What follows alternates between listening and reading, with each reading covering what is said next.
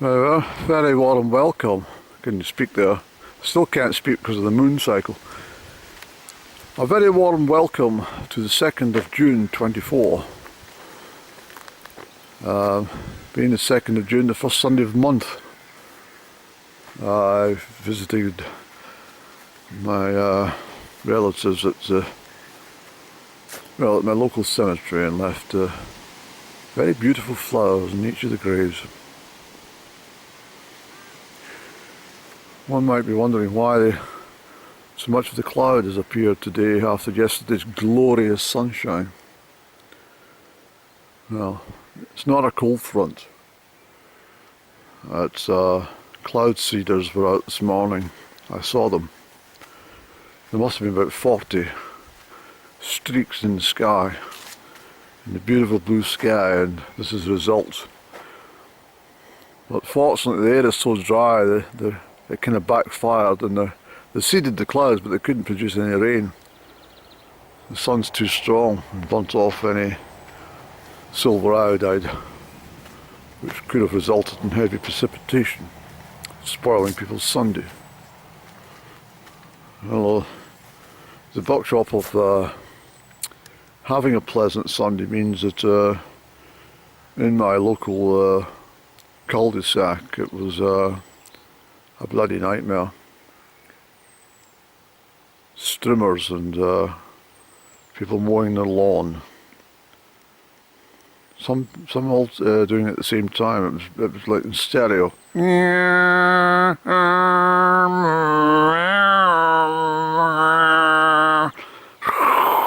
was just bloody awful.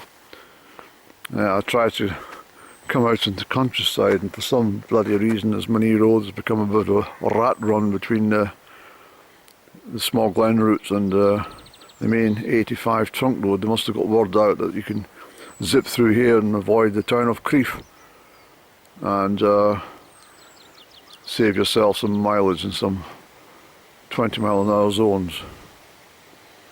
So there's a bloody nonsense through there now. Now there's another hawk end. Did you see it? Through the camera. Well, probably not. Well, the buzzards. The buzzards have been quite low of late. So I see a lot of them, and I mean, they do greet me. They seem to say, "Oh, there's Annie. Let's go down and have a chat." But as soon as you approach, they kind of change their mind. But I'm out at parts of the Glenturret distillery. Just I wasn't sure what to do today, so I thought, so I think what I'll do is I'm going to follow the beautiful beech hedge right round and zip through the private gate into the grounds of Aberturret, because there's some azaleas and rhododendron and honeysuckle still in bloom. I was trying to explain from Aberturret yesterday, most of the blossoms and flowering plants from May and June have all been washed away with the heavy rains, incessant thunderstorms we had during the last week of May. So I thought I'd go into Aberturret because it might be my last chance before they put up barbed wire and electric fences and landmines to stop individuals encroaching on the land. Very sad to see the property turned over to, in essence, what's a conglomerate. Glenturret is so busy now. It's I mean, I thought it was bad enough when famous grouse had the place, but it's just become a source of annoyance. Actually, it's just too busy. The tranquility of this part of the world is kind of somewhat lost. I mean, there might be a cold front coming, but I'm going to stick with what I had. You see, what I was thinking was that, although of no interest to me, they had that damn football match in London last night. I think it was the European Championship or something. and there's no cloud seeding planes up yesterday, were there? A perfectly blue sky and hot sunshine, and they're probably under instruction, don't fly up on the Champions final day, will you? But out early this morning, I hear voices. Oh, it's the horses. I wonder if the horses are being put into the field or taken out of the field.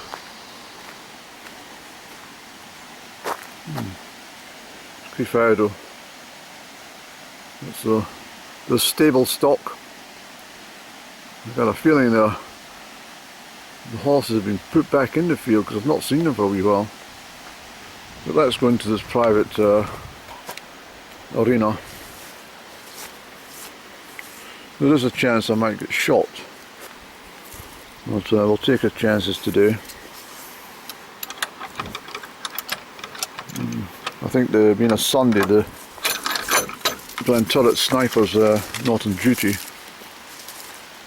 Well, we'll come in here and we'll take a seat and basically just think about the area of land that I might have owned if it won that Euro Millions, that, or at least accepted £1 million off them. I should have done it. I don't know what was going through my head. I was going through a stage of anti-materialism, and I thought, no, you just keep your bloody million. I don't want it. But I didn't know that this was going to come up in the market, you see. Well, it didn't actually go on the market, and if you think about it. This is a shaggy, incidentally, if you don't know. It didn't go off in the market. There was a conversation occurred between two gentlemen. And apparently he says, I'm thinking of putting the property on the market. How much are you wanting for it? Well, are you interested? How much are you wanting for it? And I think the chap just made up a figure, a very high figure, and then they shook hands and it's a done deal. So that's the story. But what a lovely place this is. It really is absolutely idyllic. It's a place to wander any evening, listen to the gurgling shaggy burn. You can see already I can spot over there some of the fantastic rhododendrons in pleasant bloom. I'm expecting somebody to shout, "Hey, get out here! Get off this land!" Don't be such a miserable face, but I'm just having a photograph of the beautiful plantation, the beautiful shrubbery.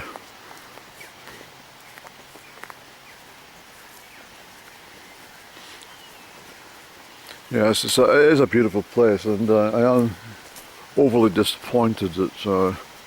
But £1 million wouldn't have done it, I'm afraid. It's probably gone for a lot more than $1 million.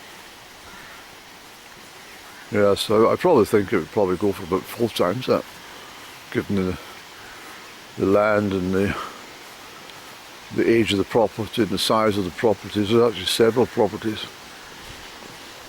I think they're all under workmanship at the moment, so I might not be able to get a photograph without getting a skipping in view. I have been here before, of course, but isn't it delightful?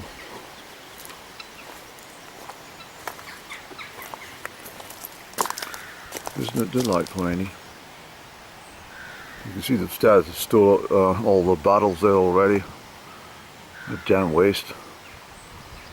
You can be sitting on there this afternoon listening to the classical music from the Radio Nangal.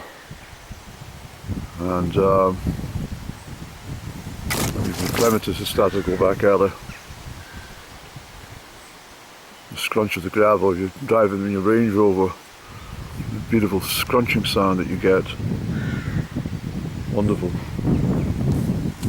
You know, some of the cottages from this side. But look at the Look at the beautiful borders, look at the hostas and the, can you see? The hostas and the lupins and stuff like that, all dancing around in that wind. Yeah, so I think it is a cold front, Annie.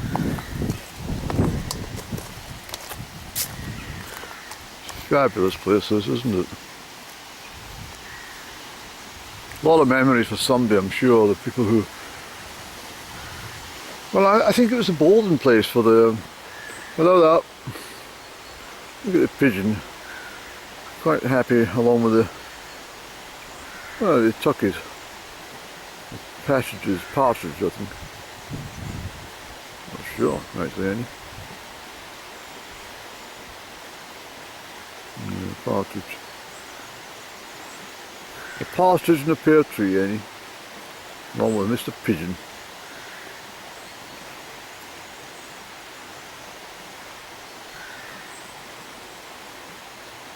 Yes, apparently it was a...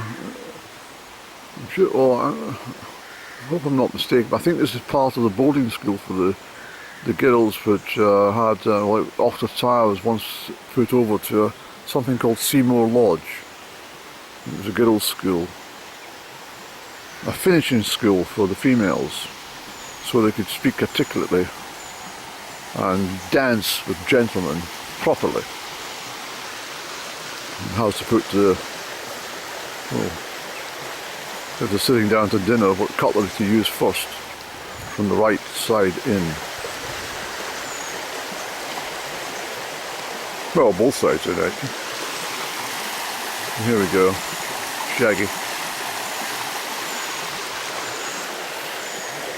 Glenturret distillery's down there. Send to the honeysuckle, Annie. Beautiful. Beautiful.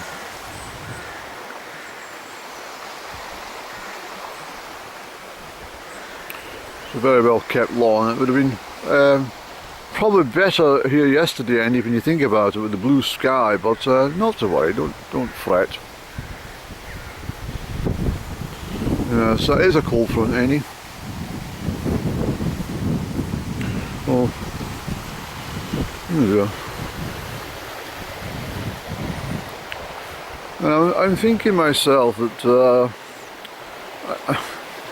the lawn's not really cut the way it used to be. I mean, I used to glance over and see this. This was absolutely like a bowling green. It was absolutely beautiful. And I'm afraid people just come in and hash bash any old cut nowadays. And they've got the stripe. It's very formal with the stripe on it, of course, but it's just... It's not finished properly. The blades are... Should have raised the blades before he went on this little bit of a slope.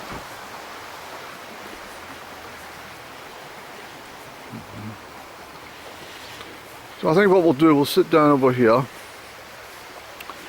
There's Chaffinch come to see you, Annie. I think we'll sit down and we'll have a cigaretto. I don't think we should sit in the summer house. I think we'll just... Oh, look, there's a family of ducks.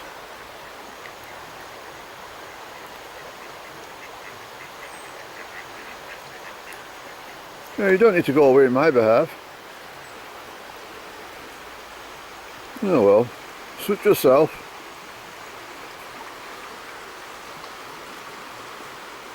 Bye bye.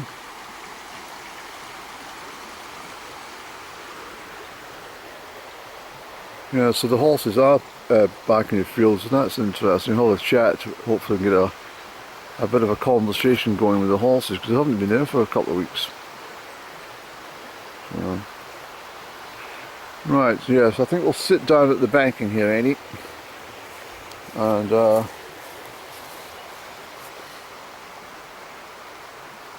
let's get a cigarette out, please. Yeah, what I might do actually is I might draft a letter and send it off to the chief executive of Glenturret, and just outline that how disappointed I am that Aberturret has changed ownership into his hands. and I'll let them know that I had my heart set on it, and would he reconsider not even selling it to me, but just giving it to me. And you never know, he might be a really kind-hearted gentleman. He might be I mean, he could have made his money in with the Lehman Brothers or something like that. Well, they went bust, didn't they? Well, they had to go bust, but the bloody CEO, he walked away with $532 million. Not bad for a company that's went bust. But plus all these shares, of course, which were about £1 billion worth or more, 1.2 billion, I think it was.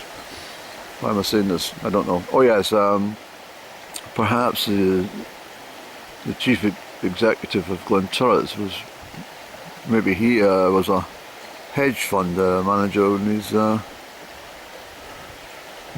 number of years before the 2008 crash or something, and maybe that's where he made his money. And he might say to himself, well, do I really want this property? Do I really need it? This chap's been a very nice letter he sent. Okay, let's give it to him. Receive a letter with recorded delivery. Dear Mr. I'm writing to inform you that I've received your letter. I've given it my hardest consideration, and I thought about it and thought about it, and I've decided that yes, I will transfer the deed over to you, and you could take it away, do what you want with it, and all I ask is you don't mow the lawn on a Sunday. I mean, it is ridiculous that, I mean, I know that people are short of time, but if they stop watching bloody EastEnders and bloody Coronation Street and shit like that, they could go out during the evening, cut it during the week or something, but it's all trying to do it at a specified hour on Sunday. Bloody nuisance. Some is like a quiet Sunday for religious thought, being in the presence of God, even in their own house, moment of prayer. Not listen to I hate strimmers, I absolutely do. Drives me bloody insane over the summer months. Strimmers, lawnmowers and motorbikes. That's why I'd rather sit here with the gurgling brook. Yes. It's fabulous, you know. Let's switch off for now and we'll finish this cigarette, please. Yeah, well, let's say this might be the last time I can get in here. See what happens. I mean, preferably I'd like to just bring my tent and stick it over there for the evening. I might do that actually. I might say I'm sorry I didn't see the sign on the gate. I thought it said welcome, not private.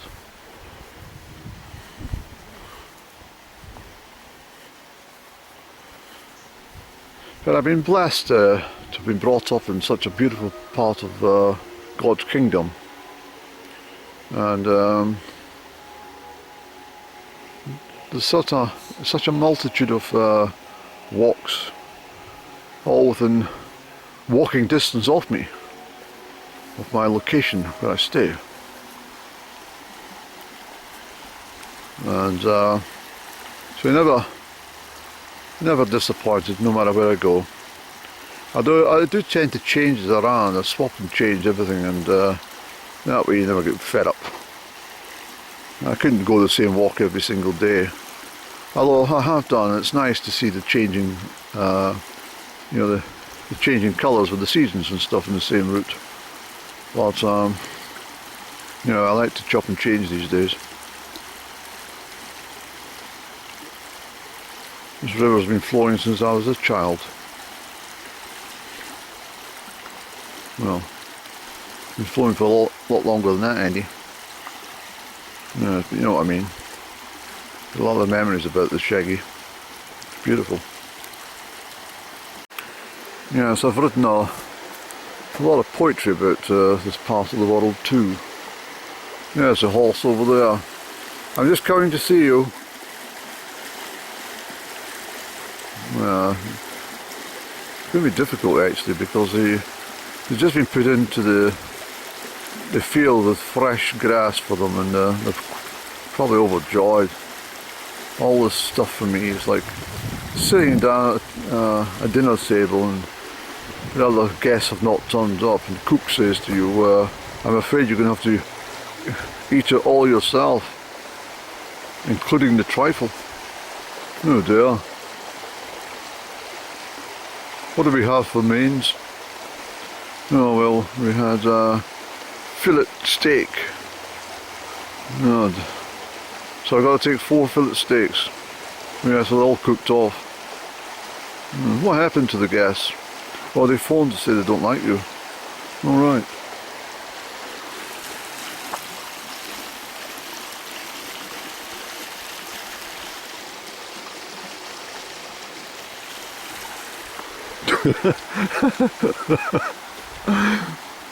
I honestly mean this. I've definitely ahead of a Edwardian household in a past life. I know it. I think it was in somewhere in Strathallan. I'm sure it was, or maybe not in the Edwardian time, but at some point anyway. I'd like to think it's somewhere in the 1840s or something like that. I've come to the conclusion that probably the best time to have lived in Scotland is probably between the 1830s and about 1910. I mean this. Especially if you're wealthy.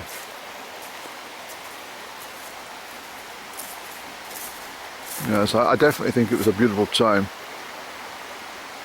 A time when people were much more connected with nature and much more connected with the land and stuff like that, and everything was new. Everything was, you know, it was a great feel about things, and you know, I'm sure a lot of people hated it with the Industrial Revolution and stuff, but life's so different nowadays. I don't really like it.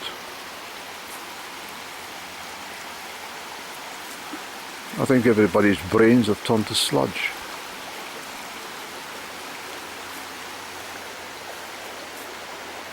Look at this little walkway. I mean, what imagination, just to say, let's not put a plank, let's put a miniature bridge across here.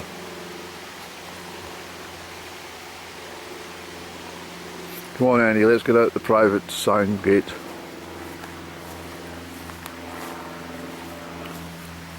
Probably one of the least used gates on a universe is this gate here. So I'm grateful that I could open and close it today.